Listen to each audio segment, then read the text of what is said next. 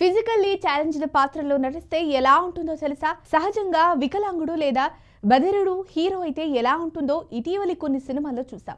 చెవులు వినిపించని చిట్టిబాబుగా రంగస్థలంలో రామ్ చరణ్ నటనను మర్చిపోలేం.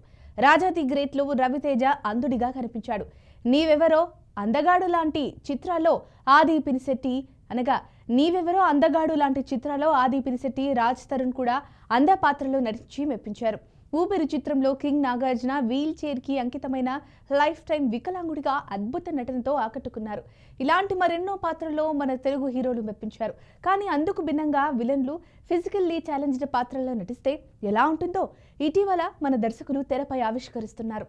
దర్శక ధీరుడు ఎస్ఎస్ రాజమౌళి బాహుబలి చిత్రంలో వీరాది వీరుల పాత్రలను ఆవిష్కరించడంలోనే కాదు, పుట్టుకతోనే ఒక చేయి పనిచేయని వికలాంగుడిగా బిజ్జల దేవుడి పాత్రను క్రియేట్ చేశాడు. నాజర్ ఈ పాత్రలో ఎంతో అద్భుతంగా నటించి మెప్పించారు. బాహుబలిలో కట్టప్ప పాత్రకే కాదు, బిజ్జల దేవుడి పాత్రకు మంచి గుర్తింపు దక్కడంపై సీనియర్ నటుడు నాజర్ చాలా ఆనందం వ్యక్తం చేశారు.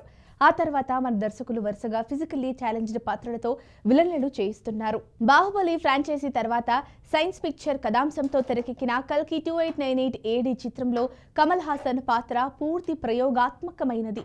పూర్తిగా శరీరం లేని పాక్షికంగా అవయవాలతో కనిపించే సుప్రీం యాస్కిన్ పాత్ర భారతదేశ సినిమా హిస్టరీలోనే ఒక అసాధారణ ప్రయోగం. కమల్ హాసన్ కనిపించేది పరిమిత సమయమే అయినా అతడు ప్రేక్షకుడి మస్తిష్కంపై మాయాజాలం సృష్టించారు.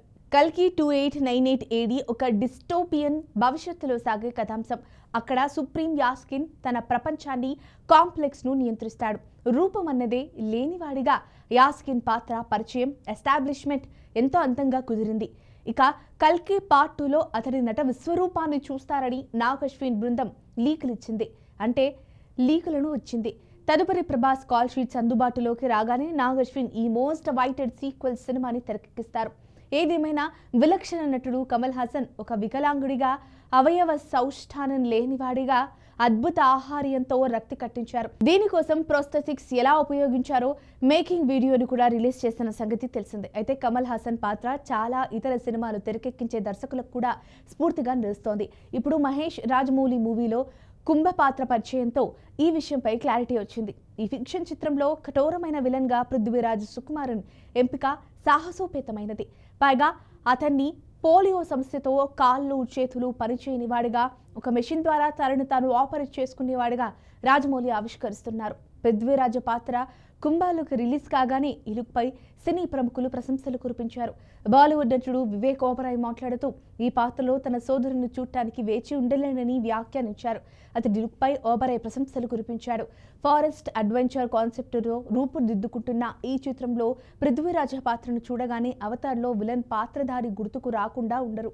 అంతరిక్షం నుంచి పండోరా గ్రహం పైకి ఊడిపడే ప్రమాదకర విలన్ గా నటుడు మైల్స్ నట విశ్వరూపం చూపించాడు. పూర్తిగా రొబాటిక్ మెషిన్స్ తో అవతార గ్రహంపై దండయాత్ర నేపథ్యంలో కథాంశం, విలన్ పాత్ర రక్తి కట్టిస్తాయి. అయితే రాజమౌళి రూపొందిస్తున్న SSMB 29లో పృథ్వీరాజ్ సుకుమారన్ పాత్ర వికలాంగుడి లుక్ తో దానికి పూర్తిగా భిన్నంగా ఉండబోతోందని అర్థమవుతోంది. మరి ఈ వీడియో కనుక మీకు నచ్చినట్లయితే లైక్ చేయండి, షేర్ చేయండి, సబ్స్క్రైబ్ చేసుకోండి. మరిన్ని వీడియోల కోసం మా ఛానల్ని ఫాలో అవ్వండి.